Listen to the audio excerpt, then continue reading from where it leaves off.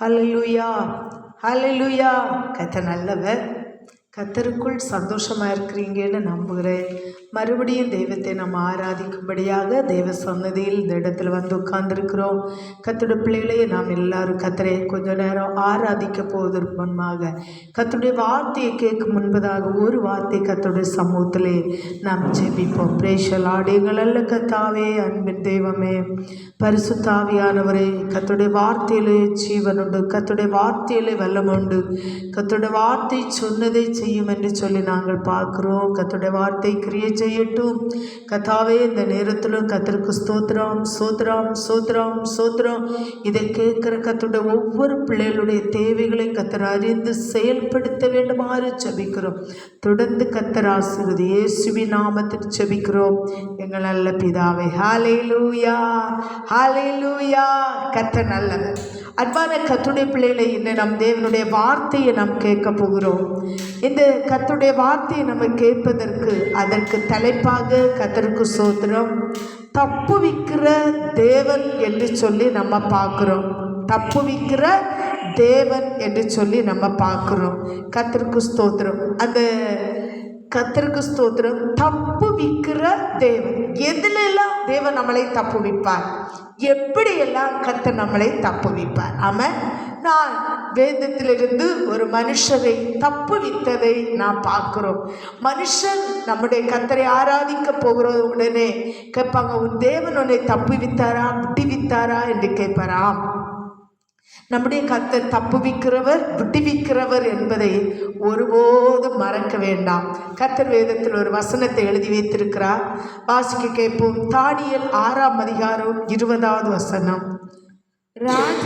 ராஜா cabin கிட்ட வந்தபோது துயர சத்தமாய் தானியேலை கூப்பிட்டு, தானியேலே, தானியேலே, ஜீவனுள்ள தேவனுடைய தாசனே, ஜீவனுள்ள தேவனுடைய தாசன். இந்த வார்த்தையை ரொம்ப கவனிங்க. தானியேலே, ஜீவனுள்ள தேவனுடைய தாசனே. இரண்டாவது ஒன்று பாருங்க, நீ இடைவிடாமல் ஆராதிக்கிற உன் தேவன் உன்னை சிங்கங்களுக்கு தப்புவிக்க வல்லவராய் இருந்தார். இரண்டாவது ஒன்று கவனிப்பீங்கன்னா, நீ இடைவிடாமல் ஆராதிக்கிற உன் தேவன். ஆமென். கர்த்தர் நல்லவர். தானியேலே, ஜீவனுள்ள தேவனுடைய தாசனே. கர்த்தர் நல்லவர். தானியேலுக்கு விரோதமான ராஜா சிங்கத்தின் குகையில போட்டு ராஜா கேட்கிற வார்த்தை, தானியேலே, ஜீவனுள்ள தேவனுடைய தாசனே. அவருக்கு கூட தெரியுது, நீ நான் ஜீவனுள்ள தேவனுடைய தாசன். ஹல்லேலூயா, பிரைஸ் தி லார்ட். நீ இடைவிடாமல் ஆராதிக்கிற தேவன் உன் சிங்கங்களுக்கு உன்னை தப்புவித்தாரா? நீ இடைவிடாமல் ஆராதிக்கிற தேவன், நீ இடைவிடாமல் ஆராதிக்கிற தேவன். ரெண்டாவது 3 சொல்றாரு, நீ சிங்கங்களுக்கு உன்னை தப்புவித்தாரா? ஆம், தப்புவிப்பார். பேசலோன் மறுபடியும் ஒருக்கா சொல்லுகிறேன். தானியேலே, ஜீவனுள்ள தேவனுடைய தாசனே. கர்த்தருடைய பிள்ளையே, நீ ஜீவனுள்ள தேவனுடைய தாசன் என்பதை சொல்ல மறக்கலாம். ஆனா உன்னை பார்க்கிற விரோதி சொல்லுவான், நீ ஜீவனுள்ள தேவனுடைய தாசன். ஆமென். பாருங்க, அவன் உன்னை கண்ணோக்குறான். நீ இட்டை விடாமல் கர்த்தரை ஆராதிக்கிறார். அவர் கேட்கிறார், நீ இட்டை விடாமல் ஆராதிக்கிற உன் தேவன் உன்னை தப்புவித்தாரா? சிங்கங்களுடைய வாய்க்கு தப்புவித்தாரா? ஆம், கர்த்தர் நல்லவர். கர்த்தருக்கு ஸ்தோத்திரம். பல சோதனைகள், பல வேதனைகள், பல கஷ்டங்கள் மனுஷனுடைய வாழ்க்கையிலே அன்றாடு வருகிறது. இயல்பான காரியம். ஆமென். தேவனுடைய பிள்ளைகளுக்கு வரும், நீதிமானுக்கு வரும், பரிசுத்தவான்களுக்கு வரும், உத்தமனுக்கு வரும், துன்மார்க்கனுக்கு வரும், பாவிக்கு வரும், எல்லாருக்கும் வருது. ஆனா அதுல தப்புவிக்கப்படுகிற விஷயமும் தப்புவிக்கப்படுகிற விதமும் அதுதான் சோத்திரம், உண்மையான காரியம். கர்த்தரை ஆராதிக்கிறவங்களுக்கும் ஆராதிக்காதவங்களுக்கும் அதுல ஒரு இடையில ஒரு சில காரியங்கள் இருக்கிறது. ஆமென். நான் இப்போ உங்களுக்கு இந்த வசனத்தை பொருத்தி ஒரு அருமையான நடந்த சம்பவத்தை உங்க மத்தியிலே எடுத்து வைக்கிறேன். கர்த்தர் நல்லவர். மறுபடியும் சொல்லுகிறேன். தானியேலே, ஜீவனுள்ள தேவனுடைய தாசனே, நீ இடைவிடாமல் ஆராதிக்கிற தேவன் உன்னை சிங்கங்களின் வாய்க்கு தப்புவித்தாரா? புரிந்து கொள்ளுங்க, நாம் தேவன் ஜீவனுள்ள தேவன். நாம் இடைவிடாமல் ஆராதிக்கிறவர்கள். நம் தேவன் சிங்கத்தின் வாய்க்கு தப்புவிக்கிறவர். ஆமென், ஸ்தோத்திரம். பாருங்க, மிலிட்டரி இராணுவத்தில் கர்த்தருக்கு ஸ்தோத்திரம், ஒரு அருமையான வாலிப ஸ்தோத்திர சகோதரர் அந்த மிலிட்டரிக்கு தெரிந்து கொள்ளப்பட்டு வேலைக்காய் கடந்து சென்றார். சில நாட்கள் கழிந்து அவருடைய வாழ்க்கையில் சில துன்பங்கள் கஷ்டங்கள் வந்த பின்பு அவர் உண்மையான இப்படி ஜீவனுள்ள தேவனுடைய தாசனாக மாறினார். ஆமென். அப்படி மாறின பின்பு அவர் மாற முன்ன அவருக்கு இனி ஒரு பெயர் இருந்தது. அந்த பெயரை சொல்ல நான் விரும்பல.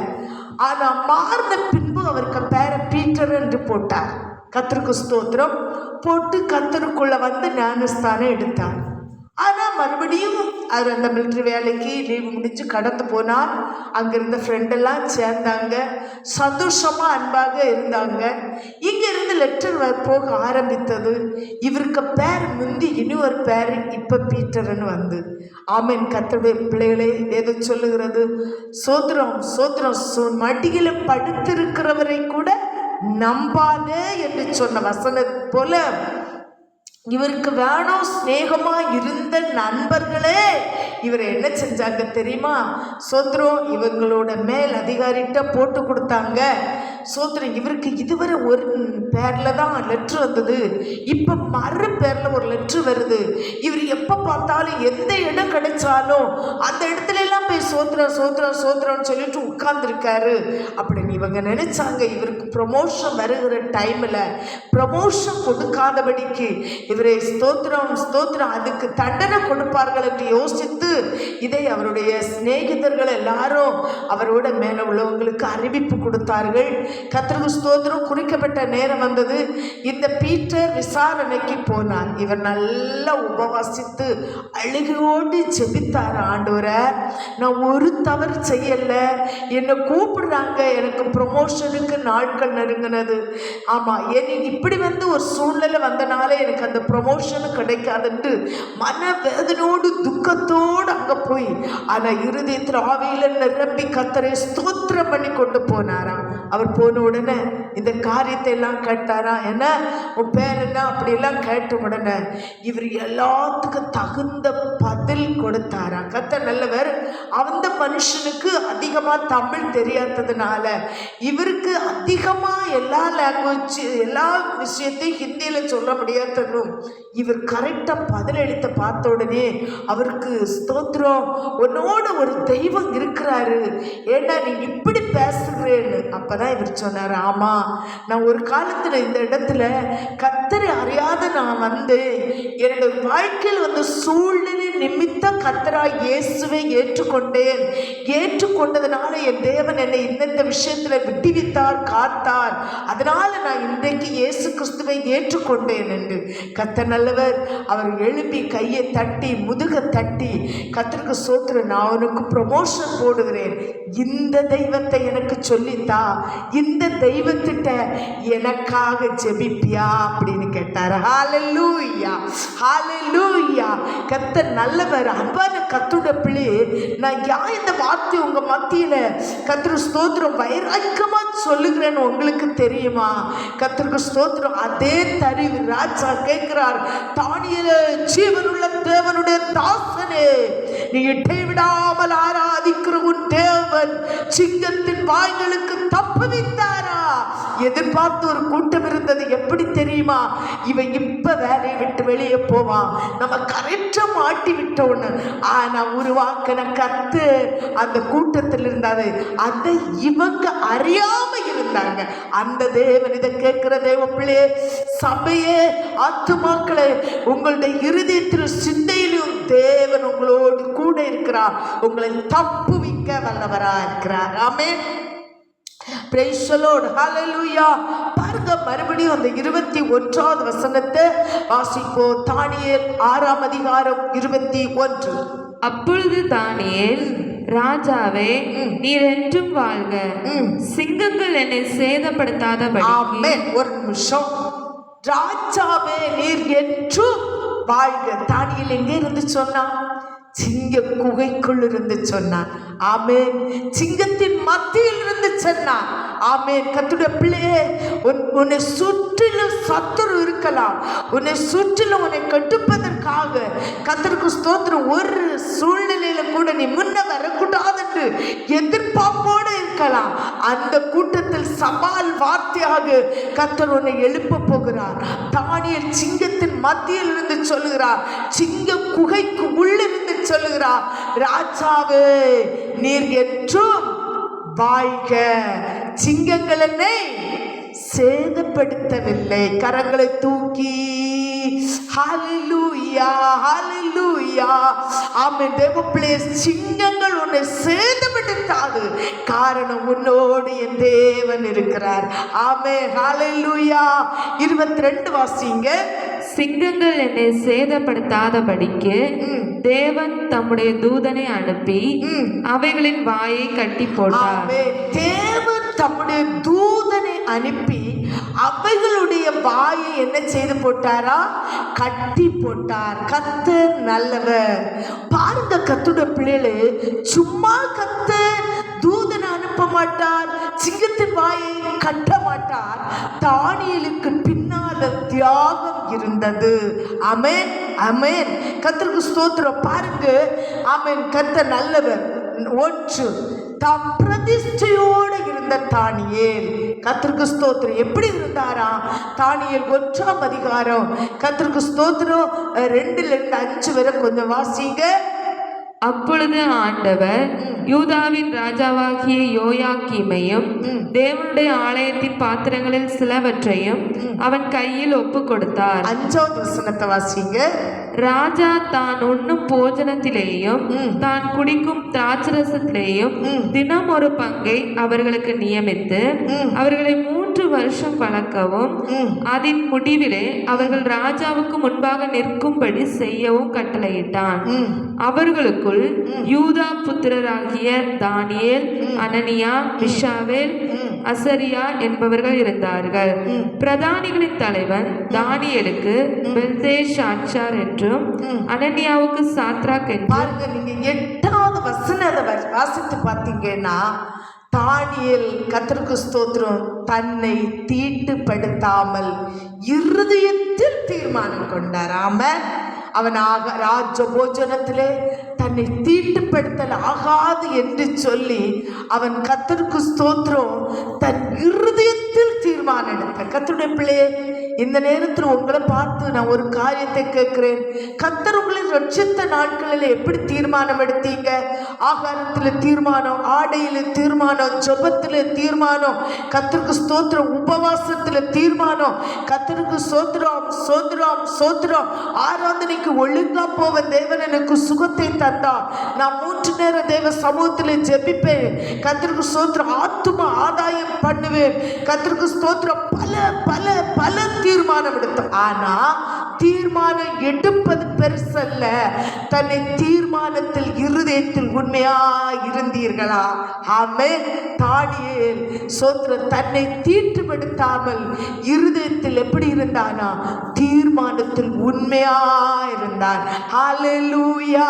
அந்த உண்மை உள்ளவனுக்கு தேவன் ஒரு வசனம் சொல்லி இருக்கு வேதத்தில், உத்தமனுக்கு கர்த்தர் துணை. சில நாட்கள் தீர்மானத்தில் உண்மையா இருப்போம். நான் இந்த தவறு செய்ய மாட்டேன், இப்படி செய்ய மாட்டேன், இப்படி பார்க்க மாட்டேன், இப்படி செய்ய மாட்டேன். சத்துரு கொஞ்சம் சூழ்நிலையை மாற்றின உடனே நம்ம எடுத்த தீர்மானம், நம்ம பண்ணின காரியம் எல்லாம் சுத்தமா மறந்து போகிறோம். ஆமென். தானியேல் மறக்கவில்லை. அல்லேலூயா. 2வது பாருங்க, சவால் விட்டான். தானியேல் சோத்திரம் ஒரு சவால் வாழ்க்கை விட்டான். சவால் விட்டான். எப்படி விட்டானா? தானியேல் சோத்திரம் 1ஆம் அதிகாரம் 12வது வசனத்தை எடுத்தவங்க வாசிங்க. 10 நாள் வரைக்கும் உமது அடியாரை சோதித்து பாருங்க. ராஜாட்ட சவால சொல்றான். 10 நாள் வரைக்கும் உமது அடியாரை சோதித்து பாரு. தேவப்பிள்ளை, உண்மை தீர்மானம் எடுத்து எடுத்து உபவாசிக்கணும். ஒரு வாரத்துல 3 நாளா, ஒரு மாசத்துல 3 நாளா, அதிகாலையில 1 மணிக்கூரா ஜெபிக்க தீர்மானம் எடுத்த கர்த்தருடைய பிள்ளையே, சத்துருட்ட நீ சவால் விடலாம். கர்த்தருக்கு ஸ்தோத்திரம். மனுஷ சூழ்நிலையில சவால் விடலாம். அவர் சவால் விட்டு சொல்றார், 10 நாள் வரைக்கும் சோதித்து பாரு. எங்களுக்கு புசிக்க பருப்பு முதலான மரக்கறிகளையும் குடிக்க தண்ணீரையும் கொடுத்து எங்கள் முகங்களையும் ராஜபோஜனத்தில் புசிக்கிற வாலிபருடைய முகங்களையும் ராஜ போஜனம் புசிக்கும் அவர்களுடைய முகங்களையும் ஒத்து பாரு. சவால் விட்டாரா விடலையா தானியேல்? ஹல்லேலூயா, ஆமென். கர்த்தருடைய பிள்ளையே, நமக்குள் இயேசு இருக்கிறார், நம்மிடத்தில் இயேசு இருக்கிறார், நம்முடைய இருதயத்தில் இயேசு இருக்கிறார். கர்த்தருக்கு ஸ்தோத்திரம். அவர் சொல்லுகிறார், ஒத்து பாரு. பின்பு நீர் காண்கிறபடி உமது அடியாருக்கு செய்யும் என்றார். பின்பு நீர் காண்கிறபடியே அடியாருக்கு செய்யும் என்றார். நீ காண்கிறபடி உமது அடியாருக்கு சவால் வாழ்க்கை விட்டாரா விடலியா? சவால் விட்டார். கர்த்தர் நல்லவர். சவால் சோத்திரம். சாத்தானுக்கு சவால் விடுகிற சந்ததினா சாத்தானை கண்டு ஒதுங்கி போகிறதல்ல, சாத்தானுக்கு சவால் விடுகிற சந்ததி கர்த்தருடைய பிள்ளை. கர்த்தர் நல்லவர். விட்டு பாருங்க, தீர்மானம் எடுத்து பாருங்க. 1 மணிக்கு ஒரு வீட்டில் ஜெபிப்பேன். கர்த்தருக்கு ஸ்தோத்திரம். ஆராதனையில கரெக்டா நேரத்துக்கு போவேன். எவ்வளவோ தீர்மானம் எடுத்தீங்க, எப்படியெல்லாம் ஆண்டவருக்காக ஆத்துமாதாயம் செய்தீங்க, எப்படியெல்லாம் ஆண்டவருக்காக வாழ்ந்தீங்க. கர்த்தர் நல்லவர். நீங்க எப்படி இப்ப இருக்கீங்கன்னு ஒண்ணு உங்களை அழைச்சு பாருங்க, சோதிச்சு பாருங்க. அவர் 14வது வசனத்தை வாசிங்க. அவன் இந்த காரியத்திலே அவர்களுக்கு செவி கொடுத்து 10 நாள் அளவும் அவர்களை சோதித்து பார்த்தான். 10 நாள் சென்ற பின்பு ராஜ போஜனத்தை புசித்த எல்லா வாலிபரை பார்க்கிறோம் அவர்கள் முகம் களையுள்ளதாயும், எல்லா வாலிபர்களை பார்க்கிலும் அவர்கள் முகம் களை உள்ளதாயிருந்ததாம. கர்த்தருடைய பிள்ளையை, கர்த்தரை ஆராதித்து அவரை நேசித்து அவருடைய வேதத்தை சுமந்து திரிகிற தேவ பிள்ளையே, உலகம் ஒத்து வந்தாலும் கர்த்தருக்கு ஸ்தோத்திரம், உன்னுடைய முகம் களை வராது. காரணம், உன்னோடு கர்த்தர் இருக்கிறார். கர்த்தருக்கு ஸ்தோத்திரம். அவர்கள் முகங்கள், அவர்களுடைய முகம் களை என்ன செய்யல, காணல. 20வது வசனத்தை வாசிங்க. ஞானத்துக்கும் புத்திக்கும் அடுத்த எந்த விஷயத்தில் ராஜா அவர்களை கேட்டு விசாரித்தானோ, ஞானத்துக்கும் புத்திக்கும் அடுத்த எந்த விஷயத்தில் ராஜா அவர்களை கேட்டு விசாரித்தானோ அதில் தன் ராஜ்யம் எங்குமுள்ள சகல தேவப்பிள்ளை. ஒரு நிமிஷம். ராஜ ஸ்தோத்திரம். ஞானம் இருந்தது தானியேலிட்ட. என்ன இருந்தது? புத்தி இருந்தது. கர்த்தர் நல்லவர். அல்லேலூயா, ஹல்லேலூயா. கர்த்தருக்கு ஸ்தோத்திரம். பாருங்க, ஏன் தெரியுமா?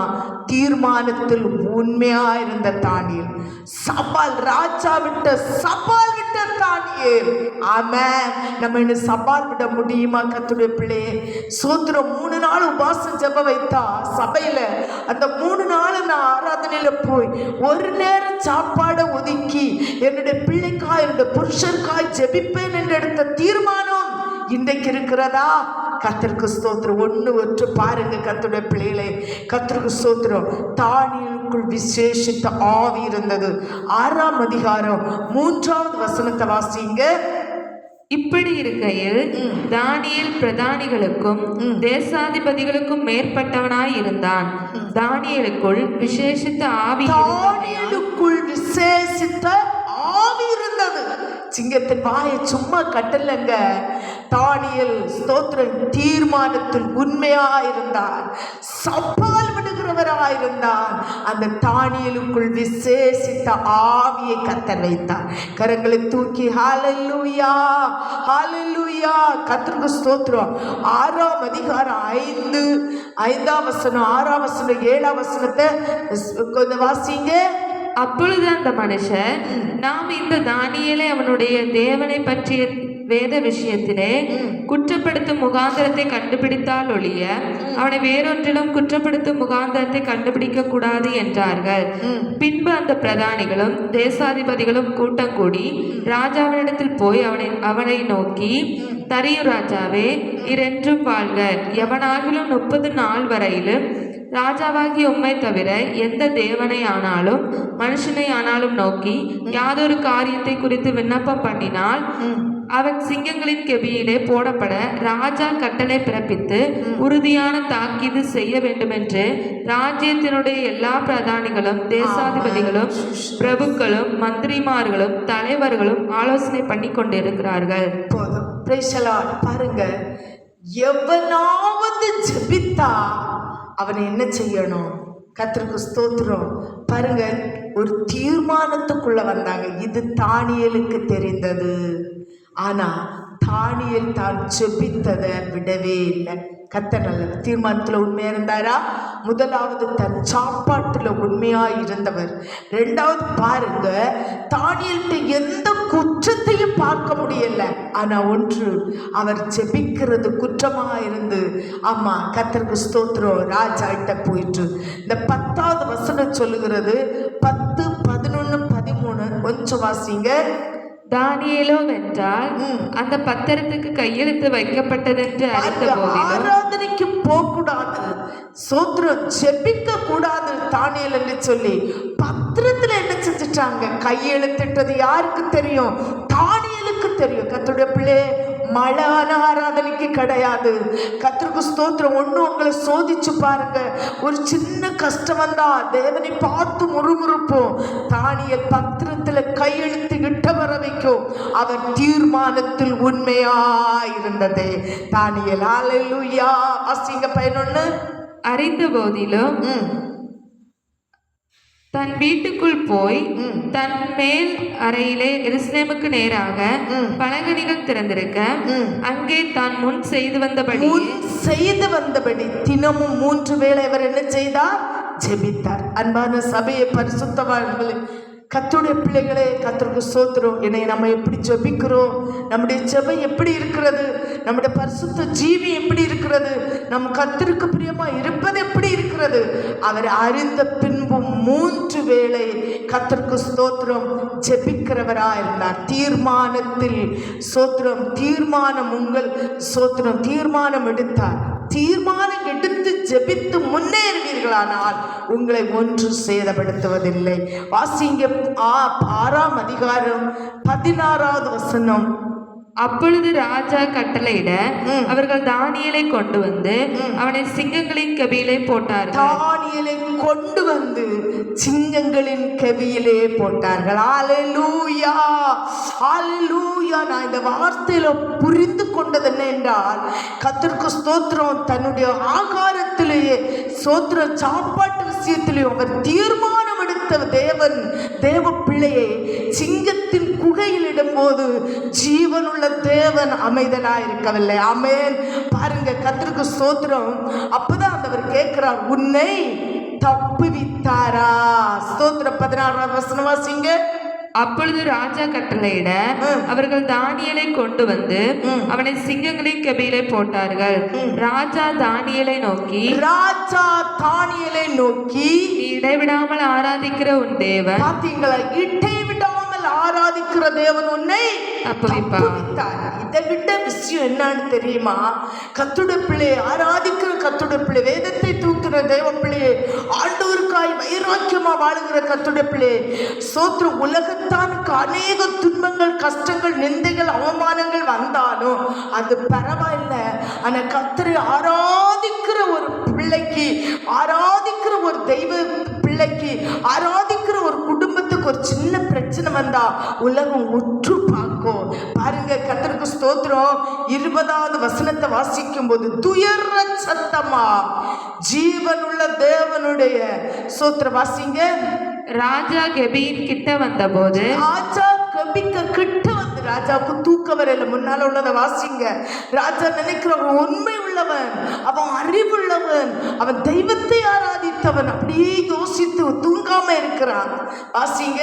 துயர சத்தமாய் தானியேலை கூப்பிட்டு, தானியேலே, ஜீவனுள்ள தேவனுடைய தாசனே, நீ இடைவிடாமல் ஆராதிக்கிற உன் தேவன் உன்னை சிங்கங்களுக்கு தப்புவிக்க வல்லவராயிருக்கிறாரா? துயர சத்தம். ஒரு ராஜாக்கு கூட தானியேலை பற்றி கவலை இருந்தது, உண்மை உள்ளவென்று. ஆனா அதை விட கருதுகிறது தேவன் தம்முடைய தூதனை தானியேலுக்கு அனுப்பினார். ஆமென். எல்லா கர்த்தருடைய பிள்ளைகளை கரங்களை தூக்கி உன்னை இந்த காரியத்திலிருந்து புரிவீங்கன்னா, நீங்க உண்மையா எடுக்கிற தீர்மானத்தில் இருக்கும்போது உங்களை தப்புவிக்க தேவன் இருக்கிறார். ஆமென். சோதனை மனுஷனுக்கு வரல, ஆனா சோதனையை நீங்களோ நானோ மேற்கொள்ள முடியாது. கர்த்தர் நல்லவர். ஆனா அந்த சோதனையை மேற்கொள்ளுகிற கர்த்தர் நம்மளை கூட இருந்து அவருடைய தூதரை அனுப்புகிறார். அவர் மேற்கொள்ளுவார். நாம் உண்மையா இருந்தா போறோம், தீர்மானத்தில் உண்மையா இருந்தா போறோம், ஸ்தோத்திரம், சவால் விட்டுட்டு உண்மையா இருந்தா போறோம். கர்த்தருக்கு ஸ்தோத்திரம். ஆனா மீதி உள்ள பகுதியை சத்துரு வரும்போது அதை பாதுகாக்கவும் தப்புவிக்கவும் தேவன் நம்மளோடு இருக்கிறார். ஆமென். ஹல்லேலூயா. கர்த்தருக்கு ஸ்தோத்திரம். இதை பார்க்கும்போது கர்த்தருடைய பிள்ளைகளே, புறத்தியார் நம் தேவனை அறிய வாய்ப்பு ஒன்று. புறத்தியார் நம்மளை பார்த்து ஒரு சாட்சி. இந்த ராஜா துயர சத்தமாய் அப்படின்னா புறத்தியார் மற்றவர்கள் இந்த சோத்திர தானியேல், இந்த ராஜா கவனமா இருக்காரு. இந்த ராஜாவுக்கு சோத்திர தானியேலுக்கு என்ன நடக்கும், சிங்கங்கள் சாப்பிட்டு இருக்குமோ அப்படின்னு சொல்லி அவ்வளவு ஒரு கவனமா இருக்காரு. ஆனா நடக்கலைங்க. புறத்தியான் சாட்சி சொல்லணும் என்று வேதம் சொல்லப்பட்டிருக்கிறது. தானியேல் 6:22 சொல்லப்படும், தூதனை அனுப்பி வாயை கட்டி போட்டார்.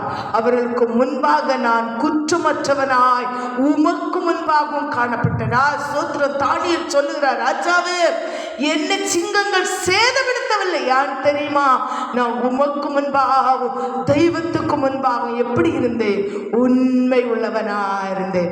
கர்த்தருடைய பிள்ளைகளை எடுக்கிற தீர்மானத்தில் உண்மையா இருப்போமா, நம்மளை தப்புவிக்க கர்த்தர் இருக்கிறார். 2 நாளாகமம் 19ஆம் அதிகாரம் 11வது வசனத்தை வாசிங்க.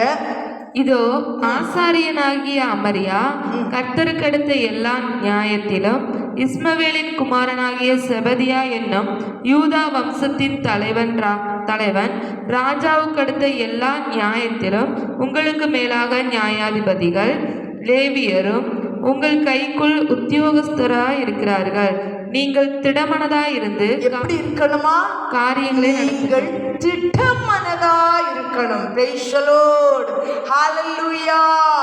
நீங்கள் திடமனதாய் இருந்து காரியங்களை நடப்பீங்கள். உத்தமனுக்கு கர்த்தர் துணை. நல்லா கவனிச்சிங்க இல்ல? என்ன நடந்தால் அந்த பரிசுத்தவான்கள் பாடும்போது ஒரு பாட்டுல, என்ன வந்தாலும் நம்புவே